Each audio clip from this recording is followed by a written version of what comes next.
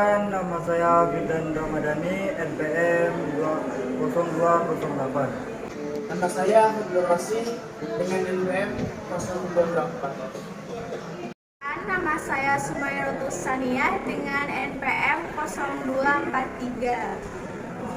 Saya Rizkyatul Alima dengan NPM 0202. Dini Nusfianti, NPM 0223.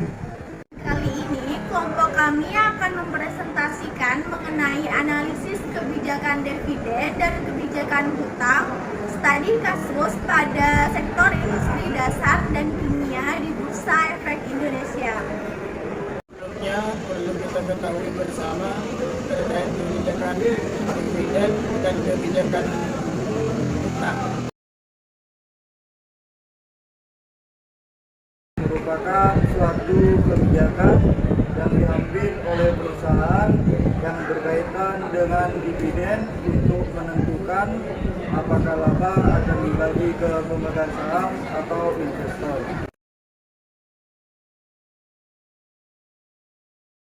Sedangkan kebijakan hutang merupakan keputusan manajemen untuk memperoleh sumber dana perusahaan yang dapat digunakan untuk mendanai operasi perusahaan. Perusahaan manufaktur di Indonesia sudah terbilang cukup banyak. Banyak pula perusahaan manufaktur yang terdaftar di Bursa Efek Indonesia atau BEI. Yang mana sama-sama diperjualbelikan pada 2021, jumlah perusahaan industri manufaktur skala menengah dan besar mencapai sekitar 29.000 jenis usaha atau perusahaan. Mengenai perusahaan manufaktur yang terdaftar di BEI pastinya menjadi informasi penting bagi kamu yang mempunyai portofolio investasi dalam bentuk saham. Beberapa perusahaan manufaktur di Indonesia yang memberikan harga saham tinggi alias memberikan keuntungan berupa capital gain dan dividen. Kebutuhan finansial, pemegang saham lebih memilih sumber keuangan perusahaan dibiayai dengan utang. Memang dengan menggunakan utang, hak mereka atas usaha tidak akan berkurang. manajer tidak menyukai bentuk biaya ini dikarenakan tingginya risiko hutang.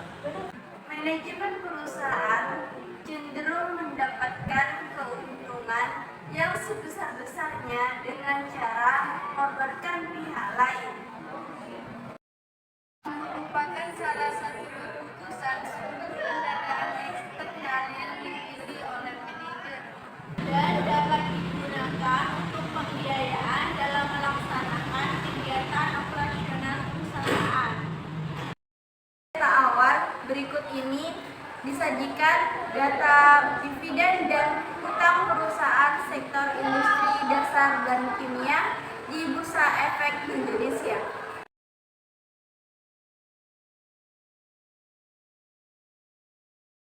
Pada tabel tersebut dapat dilihat bahwa tidak semua perusahaan yang membagikan dividennya pada tahun 2021. PT Duta Pertiwi Nusantara dan PT Indo Wahana Tama Tbk. Dengan alasan mengalami kerugian akibat pandemi menahan pendapatan atau laba untuk cadangan. Ekspansi perusahaan, bayar hutang, dan lain-lain. Dapat juga dilihat hutang terbesar dari ke-10 perusahaan tersebut adalah Indo Wahana Tbk yang tidak membayarkan dividennya. Pada tabel tersebut dapat dilihat perusahaan yang membayarkan dividennya Internasional TBK.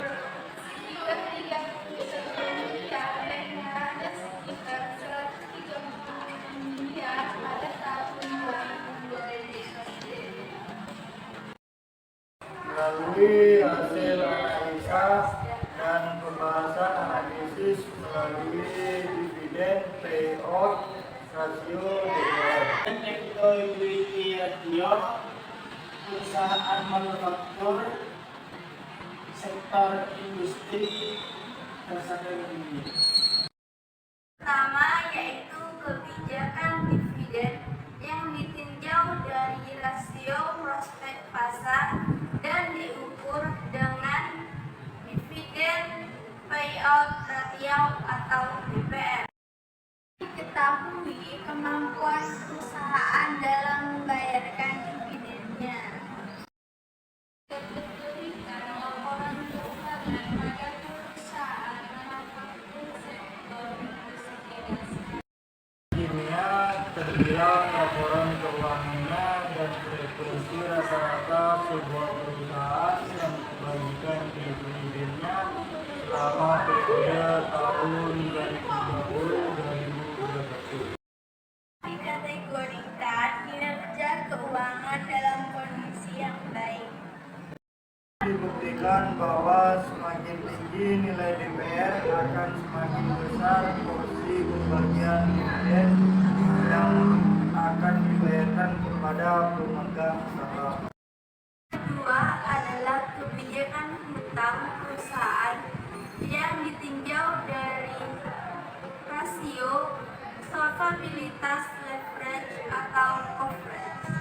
Yang diukur equity ratio dari tahun 2020 sampai 2021 dikategorikan Dengan presentase rendah 0,31 sampai 33,1, sedang 33,1 sampai 66,6, tinggi 66,67 sampai 100. Mungkin hanya ini presentasi dari kelompok kami. Kurang lebihnya kami mohon maaf. Pergi ke pasar beli mangga ini. sekian dan terima kasih. Wassalamualaikum warahmatullahi wabarakatuh.